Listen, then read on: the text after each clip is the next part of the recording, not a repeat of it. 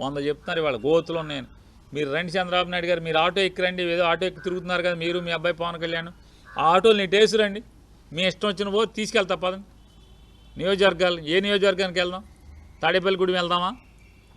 ఏ ఊరు వెళ్దాం? కైకులూరు వెళ్దామా?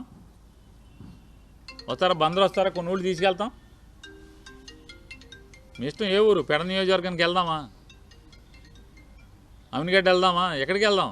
పదండి, ఆటో వేసుకురండి. మీరు హాస్పిటల్లో చేరపోతే అప్పుడు నన్ను అడగండి. మీకు ఏదోటి అయ్యి నడుము పట్టేసో, వెనుపోసి ఇరిగిపోయో, జారిపోయో ఏదోటి అవ్వకపోతే రండి వెళ్దాం ఆటోలే. మీరు ఆటోలు ఎక్కి రండి. అక్కడ ఊరికే నున్నగా ఉన్న రోడ్డు వేసుకుని ముందే మైకులు ఎట్టుకుని